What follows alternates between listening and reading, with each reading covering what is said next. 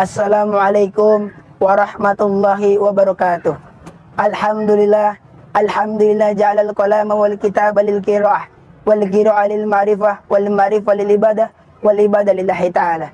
Ashhadu an la ilaha illallah wahdahu la syarika lah wa ashhadu anna Muhammadan abduhu wa rasuluh la nabiyya ba'da. Kama qala Rasulullah sallallahu alaihi wasallam, man shoma ramadana imanan wa tis'aban ghufira lahu ma taqaddama min dzambik. Rabbi shrah li sadri wa yassir li amri wahlul 'uqdatam min lisani yafqahu qawli. Yang pertama-tama dan yang paling utama, puja serta puji syukur kita terhadap kehadirat Allah Subhanahu wa taala yang telah memberi kita beribu-ribu nikmat, di antara yakni nikmat iman, nikmat Islam serta nikmat sehat, sehingga kita bisa menjalankan ibadah di bulan suci Ramadan ini. Kedua, salawat bertangkaikan salam kita curahkan kepada junjungan alam, proklamator Islam, pendobrak kebatilan, siapa lagi kalau bukan habibana wasafi'ina wa maulana Muhammad Allahumma sholli wa sallim barik alaih, yang telah membawa kita dari zaman kegelapan hingga zaman terang benderang seperti ini. Wahai saudara-saudaraku sekalian, bulan Ramadan adalah bulan umat Islam. Bulan Ramadan adalah bulan umat baginda Nabi Muhammad SAW. Kalau kalian merasa umat Islam, kalau kalian merasa umat baginda Nabi Muhammad SAW, maka berbahagialah akan datangnya bulan Ramadan. Karena barang siapa yang berbahagia akan datangnya bulan Ramadan, maka api neraka haram menyentuh jasadnya. Betapa mulianya bulan Ramadan, sehingga kita hanya berbahagia akan datangnya bulan Ramadan, tetapi Allah mengharamkan jasad kita disentuh oleh api neraka. Karena bulan Ramadan adalah bulan yang penuh berkah. Bulan Ramadan, bulan rahmatan lil alamin. Bulan Ramadan, bulan dengan penuh pengampunan. Maka jangan sekali-kali antum semua melalaikan yang namanya bulan Ramadan. Antum semua meninggalkan yang namanya bulan Ramadan.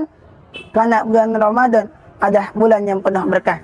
Tidak ada bulan lain semulia bulan Ramadan.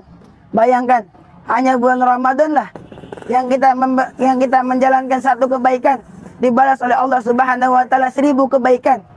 Bulan Rajab kita melakukan satu kebaikan dibalas 70 kebaikan. Bulan Sa'ban kita melakukan kebaikan satu dibalas 700 kebaikan. Tetapi bulan Ramadan kita melakukan satu kebaikan dibalas 1000 kebaikan oleh Allah Subhanahu wa taala. Tapi ingat wahai saudara-saudaraku sekalian, kalian beribadah kepada Allah dengan niat lillahi ta'ala. Kalian berpuasa dengan niat semata-mata hanya mengharap ridhonya Allah Subhanahu wa taala. Karena Rasulullah SAW bersabda, barang siapa yang berpuasa di bulan Ramadan dengan keimanan dan mengharap ridhonya Allah Subhanahu wa taala, maka Allah akan menghapuskan dosa kita yang telah lampau.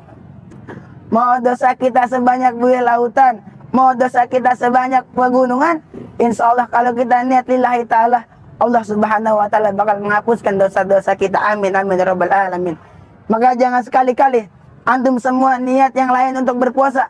Contohnya, pengen puasa biar dapat iPhone, pengen puasa biar dapat motor. Nah, orang-orang yang kayak gini, orang yang tidak akan mendapatkan ridhonya Allah Subhanahu wa taala. Naudzubillahi min dzalik. Ingat kawan-kawan, bulan puasa bukan perintahnya orang tua kalian. Bulan puasa bukan perintahnya guru-guru kalian. Tapi bulan puasa adalah perintah Allah Subhanahu wa taala yang berfirman di dalam Quran surah Al-Baqarah, ya ayyuhalladzina amanu kutiba alaikumusiyam kama kutiba alal ladzina min qablikum la'allakum tattaqun. Quran surah Al-Baqarah ayat 183. Wahai orang-orang yang beriman, diwajibkan atas kamu berpuasa bagaimana orang-orang sebelum kamu agar kamu bertakwa. Sudah jelas Allah Subhanahu wa taala berfirman, wahai orang-orang yang beriman, diwajibkan atas kamu berpuasa agar kamu bertakwa. Berarti orang yang enggak puasa di bulan Ramadan, orang yang mendustakan yang namanya bulan Ramadan, dia tidak memiliki iman dan takwa kepada Allah Subhanahu wa taala. Tapi kalau kalian memiliki iman dan takwa dalam hati kalian semua, insya Allah kalian akan mudah menjalankan yang namanya bulan Ramadan. Tetapi kalau kalian tidak memiliki iman dan takwa di dalam hati antum semua, di dalam hati kalian semua, maka kalian akan melalaikan yang namanya bulan Ramadan. Naudzubillahi min dzalik. Dan di dalam firman tersebut tertera orang-orang sebelum kamu.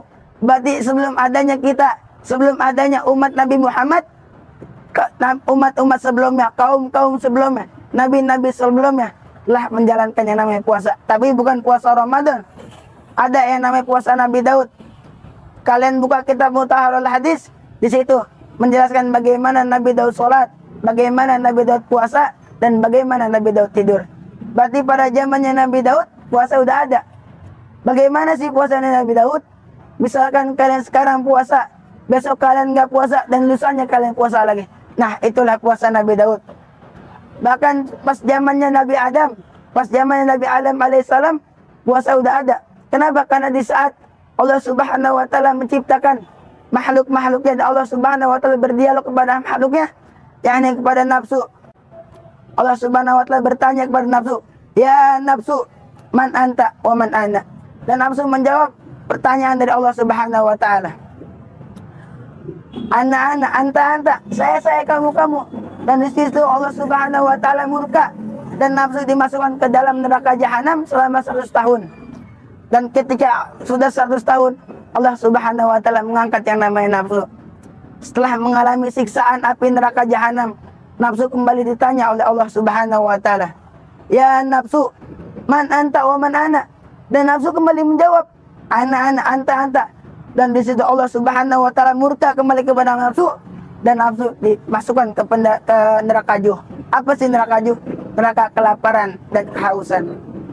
Selama 100 tahun juga nafsu disiksa di neraka juh, dan setelah 100 tahun Allah Subhanahu wa taala kembali mengangkat nafsu dan bertanya kepada nafsu, "Ya nafsu, wahai nafsu, man anta wa man ana?"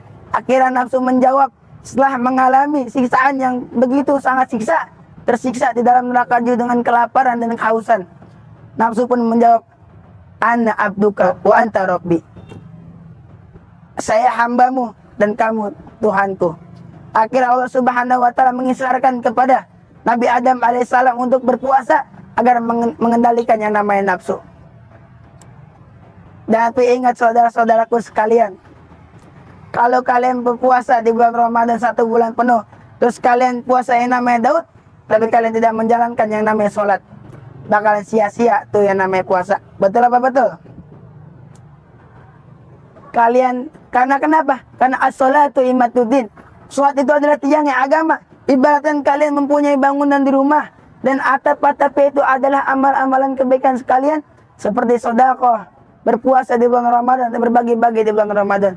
Tetapi kalian tidak memiliki penyangga yang kuat, maka bakalan rubuh tuh yang namanya atap. Maka dari itu, wahai saudara-saudara kalian, kokohkan lagi sholat kalian, kuatkan lagi sholat kalian, karena sholat bukan hanya tiang agama, tetapi sholat juga memuji dan meminta kepada Allah Subhanahu wa taala. Put, saya banyak dosa, saya malu minta sama Allah Subhanahu wa taala. Hei, Allah nggak kayak gitu. Allah Subhanahu wa taala nggak sama sifatnya sama kayak makhluknya. Tidak ada satu makhluk pun yang sama sifatnya sama Allah Subhanahu wa taala. Karena Allah Subhanahu wa taala berfirman di dalam Quran surah Al-Baqarah, "Ya ayyuhalladzina amanu wasta'inu bisabri wassalah." Quran surah Al-Baqarah ayat 153. "Ya ayyuhalladzina amanu wasta'inu." Wahai orang-orang yang beriman, mintalah kepadaku. Allah Subhanahu wa taala langsung berfirman, suruh minta kepada Allah. Allah nggak bakal marah kita terus minta sama Allah.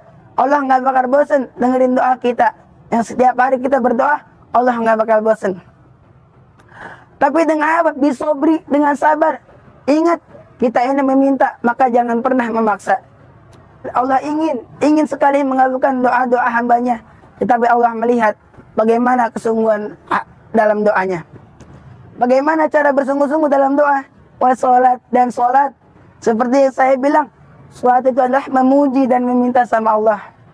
Kalau kita benar lillahi ta'ala, niatkan Allah ta'ala. Sholat lillahi ta'ala, benar-benar niatkan Allah, insya Allah apa yang kita minta bakal dikabulkan oleh Allah. Mau dosa kita sebanyak buih lautan, kalau kita niat tobat lillahi ta'ala, bakal dikabulkan sama Allah. Ingat, seorang pendosa tidak akan pernah berubah kecuali dia mau berusaha. Ingatkan di sini, tanamkan di sini, dan amalkan di sini. Mungkin cukup sekian dari saya. Jangan lihat siapa yang mengatakan, tapi lihatlah apa yang dikatakan. Karena yang mengatakan orangnya belum tentu baik, tetapi yang dikatakan mungkin sudah cukup baik. Wabillahi taufiq wal hidayah. Assalamualaikum warahmatullahi wabarakatuh.